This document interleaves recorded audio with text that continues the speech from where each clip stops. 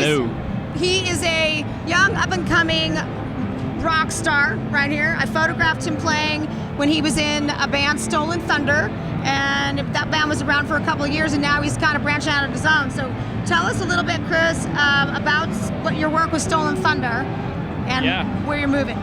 Well, I've played with them since I was in 8th grade, and I'm 20 now. So, so I've been with them for a really long time. So, in my opinion, it's about time to start branching off. But yeah, I played guitar with them. I wrote the majority of the music for them, aside from the lyrics. Mostly was co-written with our lyricist, and we had a really cool opportunity a while ago to record at Studio 606 with Taylor Hawkins. Fantastic! hey, that's where Lon and I photographed Dave Grohl's guitars. That's where they pulled out the powder blue Trini Lopez Les Pauls. Oh yeah, that's right. Yeah, that place was sick, and it was really cool. We had Taylor because we didn't have a drummer at the time, so he filled in for whoever was going to be playing drums eventually, and.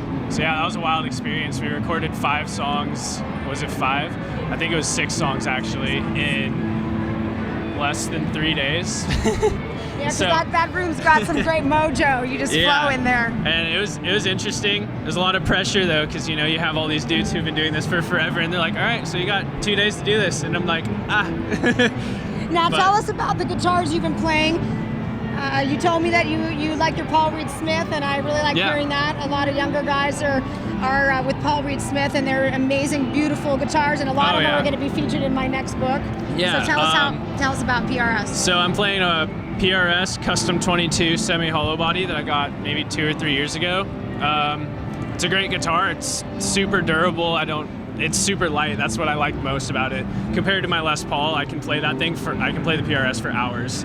The Les Paul definitely takes a toll on my shoulder, and I just like the sound of it. It has a very clear sound, and I think for the kind of music that I'm playing, clarity it kind of helps bring something out of my music. If you played in middle school, it sounds like, what was your first guitar that you learned on? My first, I had a couple. My very first guitar was this tiny little Epiphone Les Paul when I was 8 years old maybe.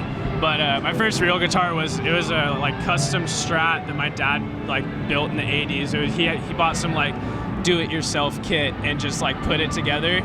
And he never played it, so he just gave it to me. I think it was my 11th or 12th birthday. So that was my first real guitar. Yeah, I do. I never play it or bring it out much, but I still have it in my room somewhere.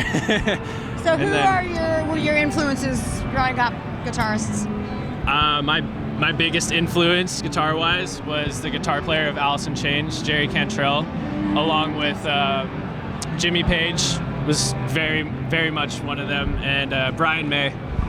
All 3 of those guys are in my book. It's coming up. Yeah, it's funny because I definitely, when I was younger, listened to a lot of heavier, more 90s. I was more into the grunge thing when I was younger, but as listening for more guitar work, I definitely listen to the earlier eras more, just because it's good to hear where it all started, Yeah, awesome. Kind of hear the roots. It's how funny is it when someone in their 20s says the earlier eras?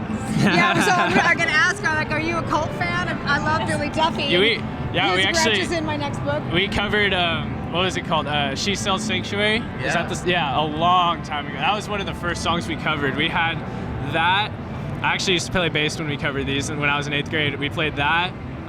American Woman, Sweet Child of Mine, cool. all those. Now Metallica at 10 years old. Now this is Chris's mom, Kim. Kim Pelonis, and she's been a supporter of her son through all these years. She's I'm not going to say a stage mom. She's the momager. A momager is what people. A momager. I don't know if that's a good thing or a bad thing, but. And she also loves art. And is actually putting a gallery together in Santa Barbara. Yeah, it's called Lost Chord Guitars. My husband, Chris Pelonis, designs recording studios, and he's pretty revered in the industry. And he has always wanted to do this. He's talked about it for years, opening up a wine bar, a guitar shop, an art gallery, but just a place for artists to come. And we've been putting on concerts, and he has ideas of doing multi-track recording and video for new artists. Where's And, this located? It's in Solvang, California, on Copenhagen, 1576 Copenhagen. And how did it get its name, the Lost Chord?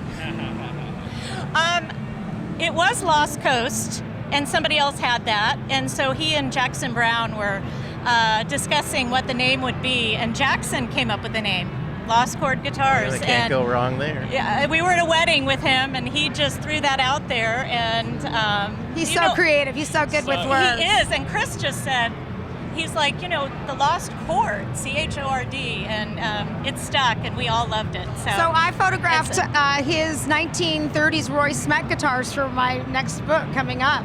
So that's amazing, and we want you to do an art show there, because Jeff Bridges has his art, he takes photos with his Widelux camera of all his films, and so it's quite large, but he has quite a bit of art up there right now, and just did our grand opening show.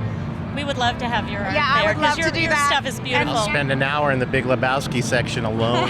Yes. And we're going to have a giant, beautiful image of Jackson Brown's Roy Smacks.